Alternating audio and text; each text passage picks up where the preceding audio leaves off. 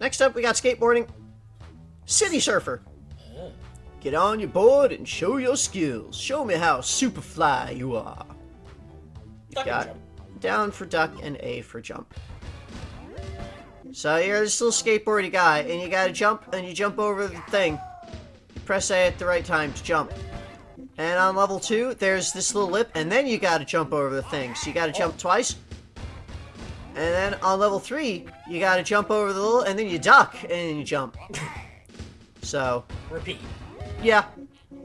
Like, I think the order of things may adjust a little bit on level 3, but it's always, like, one of each obstacle. Like, the type of obstacles don't change per level. No, okay, it looks like it's the exact same setup every time. Okay. So, Jimmy probably helped set Wario up with... Yeah, I think maybe Jimmy knew that the Mushroom Kingdom was setting up that next Grand Prix race, and probably tipped Wario off to it, so that Wario had time to build his arena. Yeah. And set up this deal. Then, after that, the Mushroom Kingdom had their dirt bike racing. Yes. Which Wario was involved with, but repeatedly just decided to leave in the middle of. Yes. So, I think he might not have been organizing that one. So I think he just wasn't as interested, because it was... The prize was a kiss from the princess. It was a fundraising effort for the kingdom. Right. Snowball Slalom. Don't let any snowballs dampen this party. Stay indoors, baby. That's good advice. Finish. So, you're the snowboarder. You hit left and right to adjust the aim of your direction. You need to get around the big snowball and get through the goal. You move faster when you are going straight down than when you're at an angle. And, the different difficulty levels affect the width of the goal. So on level 1, it covers, like, the entire width of the area. On level 2, it's a bit, like, half of the width. And on level 3, it's this small, thin, area. And then, like, there's different arrangements for where the snowball is and where the goal is relative to the snowball. So, this one gets hard when the speed goes up, because it can sometimes be difficult to just make it all the way down within your time limit. Like, you need to turn as little as possible, and be if you don't have enough straight down to get the, go down the mountain fast.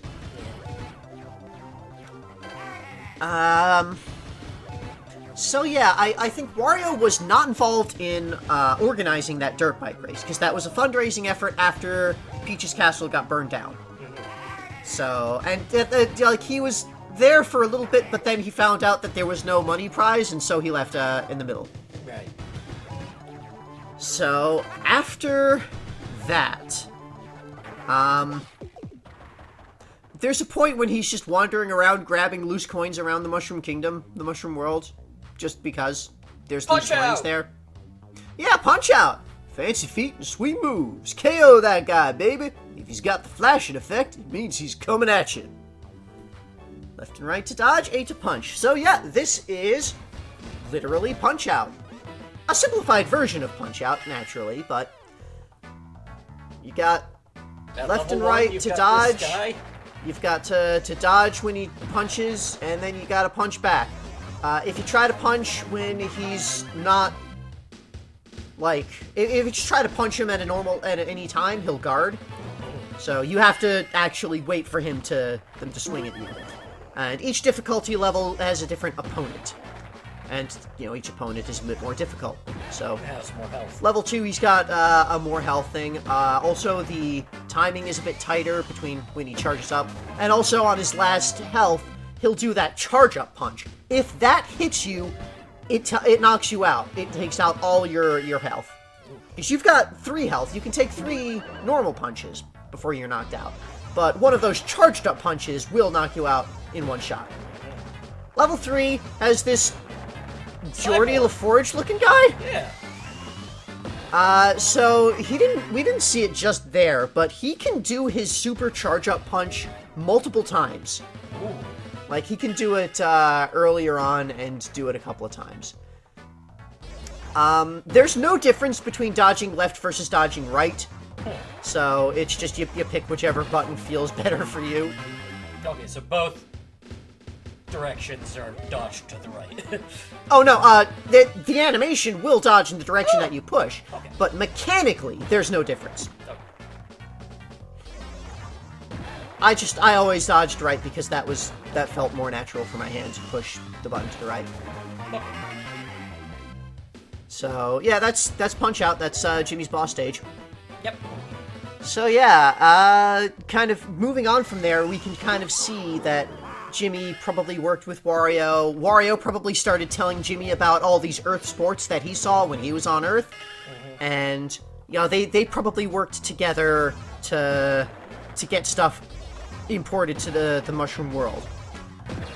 Now, we know that later on, Wario worked with Waluigi. And was working with Waluigi for bringing tennis in. But Waluigi, I believe, was on the Earth side. Right. Waluigi, we have so far assumed that Waluigi is an Earth businessman. Yeah. So, And I mean, this might throw a wrench in that. This gives us another possibility for where Waluigi might be from. You know, other areas like this. But, for the moment, I think we'll stick with that theory and see how it plays out in the future. Mm-hmm. So, yeah, I think Waluigi on the Earth side, Jimmy on the Mushroom World side, those are his two business contacts for getting sports imported. Over. And this is just kind of his long-term grift. Yeah. And, yeah, I think after he starts working with Jimmy on sports stuff here, that's when he settles down in Diamond City. Because he's got to have, like, he has a base of operations there so that he can always work with Jimmy when he's local. And then Jimmy gets very excited when he gets a cell phone, because then Wario can stay in touch with him while he's off on adventures. Yeah. Yeah. Alright. So yeah, Wario still goes off exploring out places while all this is going on. He builds his castle off somewhere and then it gets robbed. Mario has a couple of parties and Wario crashes them. Or maybe he gets invited, I'm not sure. Yeah, I don't think Wario thinks of Diamond City as his city yet. Yeah, at this point in the timeline, he's still... It's like, a place where he is doing business. Yeah, Diamond City is my hideout. It's not my castle. Yeah. But I think after that incident where his castle got stolen and robbed by pirates, he probably decided, you know, he wants to have his riches in a more civilized location rather than an open field with nothing around.